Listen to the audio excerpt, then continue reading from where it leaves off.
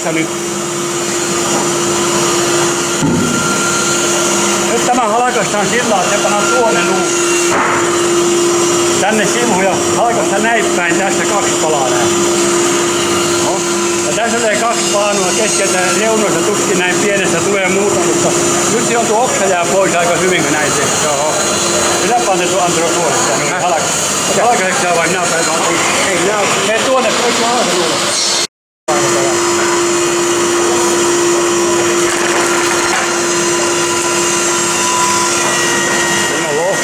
Tehty ensimmäinen.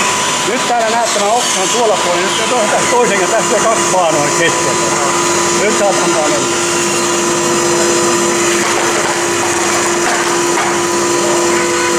Eli vähän ohkaista. Tässä ei paanut nyt tällainen lohkasta. Mä oon tuo isompi, mutta on vähän tämä ihan hyvin mennyt nyt. Nyt oksa jäi tuonne. Kato tänne sivuun ja tänne näin. Nyt ei saada vannessa ja lähtee koko oksa pois. Aivan. Nyt tämä lohkaisuuspinta. Niin tämä jää näköistä ja lohkaisuuspinta pitää jää aina niin kuin näköiselle katsoa. Eli tämä tulee ylöspäin? Tämä tulee ylöspäin. Täällä on toinen poikki aika hyvä kato niin kuin tuo, jossa on tosi hyvä puoli. Ja oksa jää tuonne piiloon, että tämä on ehyttämä alapäin. Onko sydän puolella mitään merkitystä sitten kun kattoa ladotaan? Sydänpuoleen pintaan pitäisi tulla, mutta ei niitä kaikkia saa aina. Pitää katsoa, että on hyvä puu aina. Eli ladottaessa sydänpuoli ylös? Se ladottaessa tuolla, niin sehän nyt tehdään jo heti täällä valmiiksi. Tämä voi väärinpäin panna. Tuolla tehdään nyt saa tuo oksa pois saamalla, kun lähtee oksa tuolla saatanaan pois, niin se on hyvä panna tässä.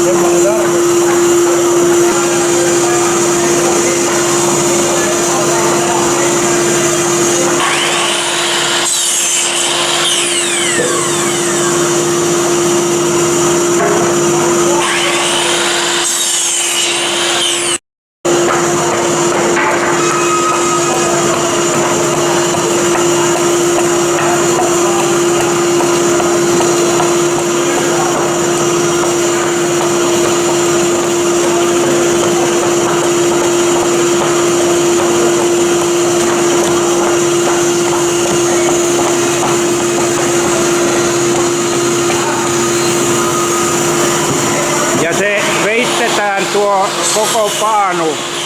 Koko paanu. Minkä verran tuossa menee aikaa? Ei tämä kovin kauan mene.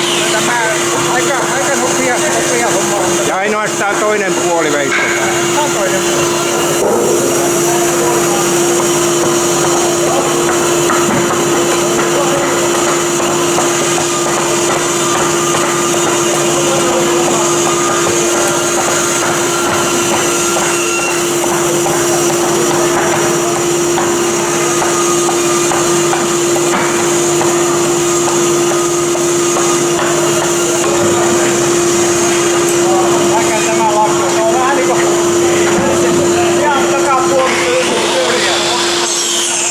Tämä reuna pitää oikaista ja tämä lähtö täällä vähän.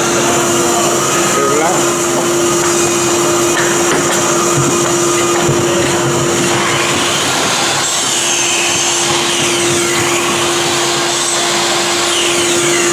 No.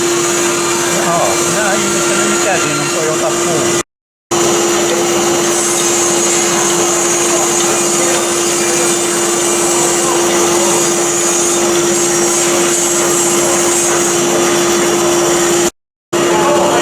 Eli tässä tapahtuu nyt vielä tuon vannesahan jäljen puhdistus. Eli käydäänkö nämä kaikki nyt läpi sitten? Jokainen paanu tällä tavalla. Näin. Kyllä.